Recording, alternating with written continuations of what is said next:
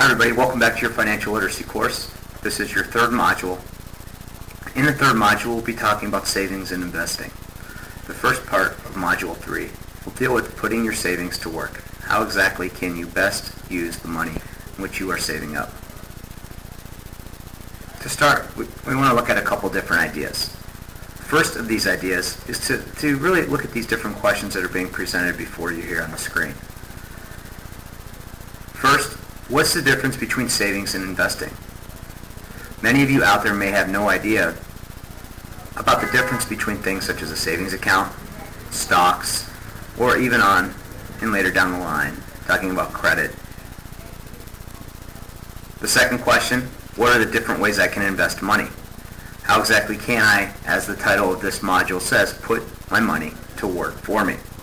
And how exactly do I get started with investing? All of those questions are ones that we may not have the answers to, but throughout the course of this module, we'll do our best to present you with different information that will help you to make those best financial decisions for yourself. As we usually do, we're going to start with two different people. These two different people will be Whitney and Justin. Whitney is a senior in high school, while Justin is a freshman in high school.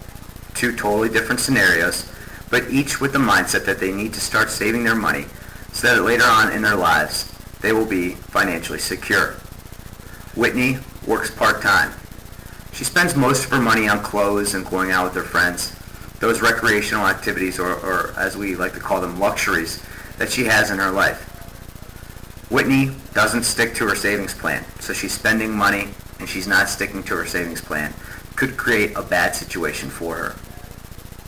Justin, a little bit younger than Whitney, but still earns his money from occasional odd jobs in his neighborhood, things like yard work, maybe taking out the neighbor's trash or walking the neighbor's dog. Whatever it might be, Justin does random jobs. The unfortunate part here is that Justin's father was recently laid off from his full-time job, so Justin realizes that he needs to try to save the most money possible for college if that's what he wants to pursue when he's done with his high school career. So we start with this idea. To go back to that first question that was presented a few slides ago, what exactly is the difference between saving and investing? A very easy definition of this would be for saving to just simply take money and keep it in an account, and whenever you can, add more money to it. Investing is a little more of a risk. We're taking money and we're putting it into things such as stocks or bonds. Stocks, we know, is a very volatile market. Bonds are things that may be set aside for a certain period of time. They each have a very common property, and that they are alike because we plan to use that money later. To go into a little bit more detail about each one of these areas, savings, we know, is our plan to store the money somewhere in order to avoid spending now. Please remember, this doesn't have to be with a bank. It doesn't have to be with any type of business. It could simply be in a shoebox or a jar or under your mattress. Anywhere where you know you'll be less likely to go and get that money to spend it is considered saving it. The second idea under saving is that the original amount is always available. If I take $100 and I put it into a savings account, that money will not be touched. It will always be there for me. It's not going to go up in value. It's not going to go down in value. It's a constant. It will be there when I need it. And then lastly, if you do decide to go to a bank or some type of organization, it is insured. The nice part about it is if you have a checking and savings account and you keep some money in your savings and you keep adding to it, if something were to happen to your account or something were to happen to that given bank, the amount of money that you have in your account is a guaranteed amount to you. Let's switch over to the investing aspect. We know saving is a concrete idea. We put the money somewhere and we save. Investing, however, can be a little more tricky. We're using whatever money we might have available to us as a resource, and we're expecting that it will make us a profit. Stocks, rental properties, maybe buying in or trying to start a business would all be examples of investing your money in a way that it will, quote unquote, work for you. A lot of investments are not insured. If we were to take the money we are trying to save and put it into the stock market, we'd be doing so with the idea that we very well could lose every single penny that we invest. It's a risk that we must be willing to take if that's the route we want to travel. And the last part is there's no guarantee that the original amount will be available if the investment drops. So if I'm going to buy a stock, let's say in Nike. All a stock means is that I'm investing my money into a given company. It gives me a very, very, very small percentage of ownership in that given company. Unless I buy a very large amount, I have no say in how that company operates. I'm just trying to profit over the business that they do. I believe Nike currently is selling for $72 a share. Well, if I decide that I'm going to buy 10 shares, I'd be investing a little over $726. Roughly, let's make it $730.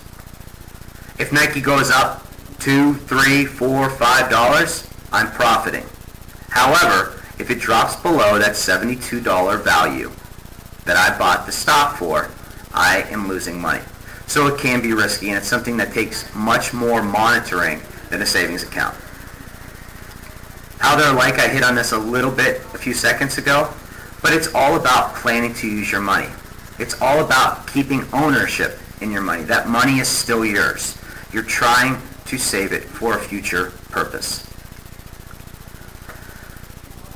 I want to take a second. I want to go through a couple of these myths. The National Endowment for Financial Education put together a few of these myths for us, and I like what they do. The common myth out there is that you have to be in a certain field in order to allow your money to work for you. So I am using these myths. They're simple, true or false ideas. Myth number one looks at the idea that millionaires usually work in sports, entertainment, or run a huge Fortune 500 company. That's actually false. Why? Athletes and entertainers we know are notorious for squandering their money until they're broke.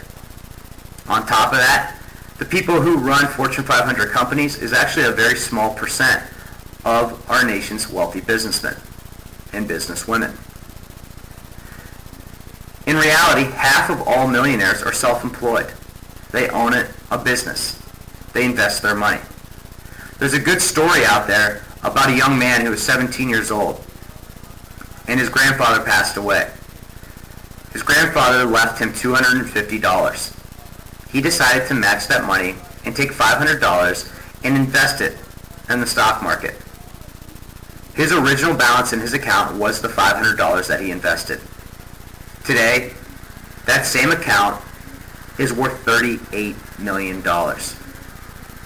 So, again, what did he do? He took money, he invested, and he traded stocks.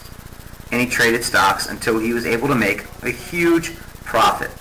So again, there are plenty of people out there, business owners, again, athletes and entertainers, but also self-made people who make plenty of money off of smart investment and smart savings choices. The second myth is that millionaires make their fortunes the easy way. They inherit it. You might be sitting there thinking, well, I'll never make that much money. The people I know who do have a large amount seem to inherit it from a wealthy parent or a grandparent or aunt and uncle or whomever it might be. Again, this myth is also false because only 20% of millionaires in our country inherited their money. Actually, half of that 20% inherited less than 10% of their assets. So they were able to take the money that they inherited, save it, and invest it, and turn it into something more. In fact, 76% of millionaires said smart investing is one of the top 3 factors contributing to their financial success.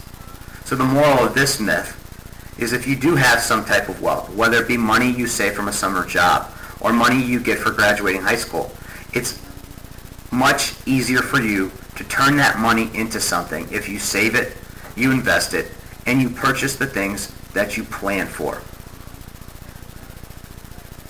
The third myth is that millionaires spend a lot of time managing their finances or trading stocks.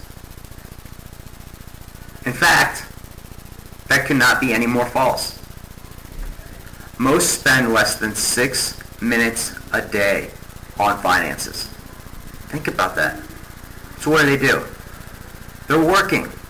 They're making the money that they're investing. And when they invest for the long term. They invest in companies whom they know will have sustained success, not things that we know will fade out over the course of the next couple of years.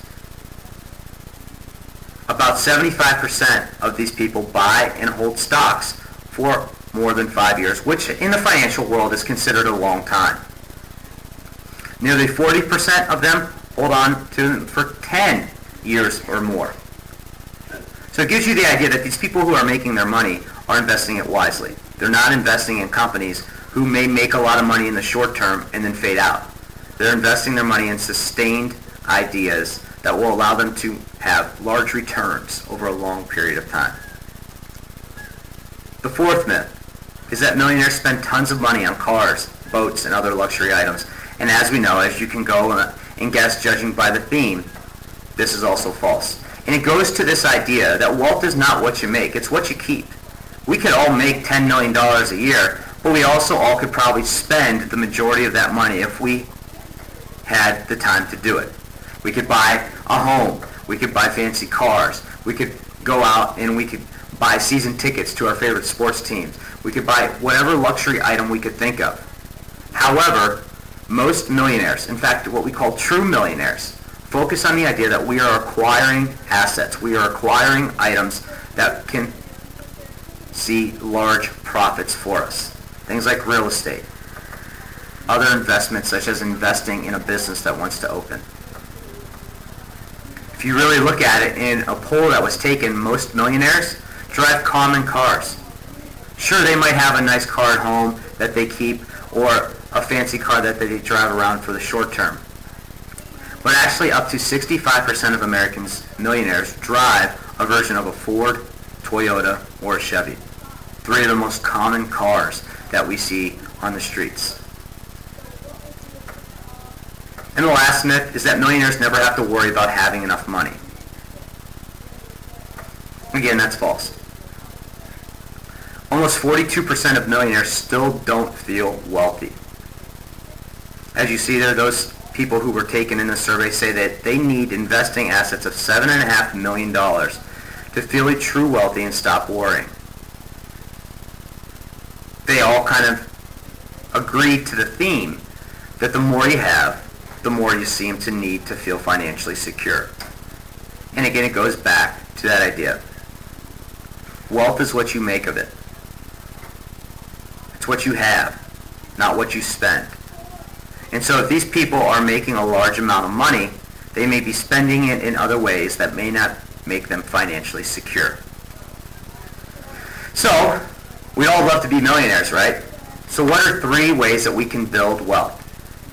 As you see here on the top of your screen, the first way in which we can build wealth is simply to make enough money to cover essential expenses and have something left to save and to invest.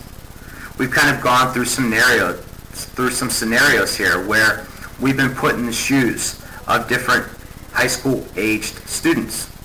Well, now imagine you're in your own shoes and you have X, Y, and Z as your expenses, and the amount of money that you make covers those.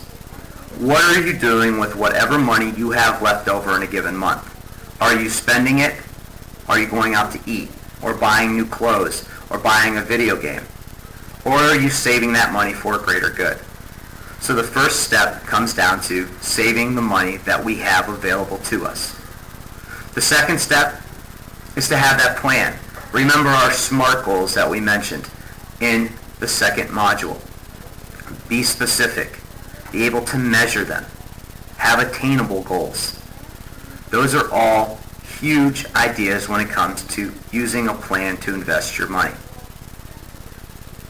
And then lastly, invest to put money to work for you. There's not an economist or a financial analyst or financial advisor out there who would tell you to invest money in a company that you know is going to fail. It just doesn't make sense. It doesn't add up. So choose your investment strategies wisely. In the second part of this module, we'll get into those different ways that you can indeed invest that money, and we'll go into more detail about stocks and about mutual funds and other ideas that will, quote unquote, work for you.